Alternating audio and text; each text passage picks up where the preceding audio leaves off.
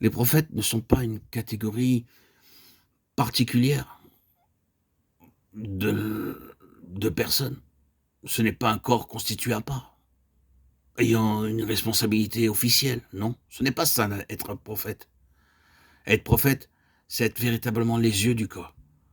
Les prophètes étaient, selon la pensée de Dieu, le peuple que Dieu voulait. Vous n'ignorez pas ce principe. Nous le voyons par exemple en ce qui concerne le grand prêtre. Dieu considérait que cet unique grand prêtre, c'était Israël. Et il agissait à l'égard d'Israël sur la base de la condition spirituelle du grand prêtre, qu'il soit sur une bonne ou sur une mauvaise base. Si le grand prêtre était dans une mauvaise position, il me fit voir Josué, le souverain sacrificateur, couvert de vêtements sales. Zacharie 3, 1, 5. C'était alors aussi l'état spirituel d'Israël. Dieu traitait Israël comme s'il s'agissait à l'égard d'un seul et même homme. Il en est de même du prophète. C'est la raison pour laquelle le prophète est si étroitement lié à la vie et à la condition du peuple. Lisons la prière du prophète Daniel.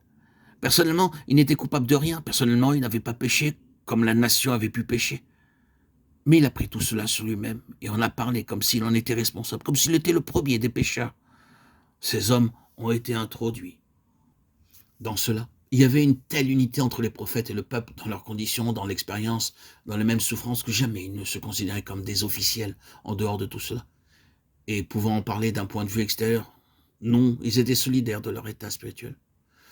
Je voudrais dire que nous ne devons pas avoir simplement la vision qui nous serait communiquée par une classe que l'on appellerait serviteurs, prophètes, apôtres, docteurs.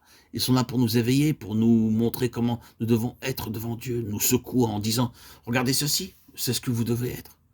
Tout cela est nécessaire, mais nous devons personnellement, chacun pour notre part, être une expression de ce ministère prophétique. L'Église est appelée à être un prophète corporatif pour les nations. Puis-je répéter cette question? C'est quelque chose d'acceptable et sans aucune espèce de présomption. Pouvons-nous dire quel est le besoin de l'Église aujourd'hui? Pouvons-nous interpréter spirituellement l'état des choses aujourd'hui et exposer clairement ce que le Seigneur nous a fait voir dans nos propres cœurs? Je connais le danger qu'une telle pensée peut représenter pour nous. Mais c'est la vision qui donne à notre existence sa réelle signification. Cela peut être vrai en chacun de nous, dans une grande ou dans une petite mesure, mais que ce soit peu ou prou, nous possédons la clé et l'explication des situations. Dieu a besoin de gens de cette sorte. Cette vision doit être en chacun d'entre nous. Et souvenons-nous que la vision nécessite le courage. Et cela nécessite et demande un courage immense. Le courage de ces prophètes, le courage face au compromis et à une certaine ligne de conduite. Et les effets ruineux d'une certaine politique, des considérations secondaires. Il doit y avoir un prix à payer, autant s'y préparer par avance. Il y a ce court passage dans Hébreux 11, ils furent sciés en deux. Une tradition dit que cela fut le cas d'Ésaïe. Lisons donc Ésaïe 53. Il n'y a rien de plus sublime dans toute la littérature biblique, et à cause de cela, il fut scié. Avait-il raison?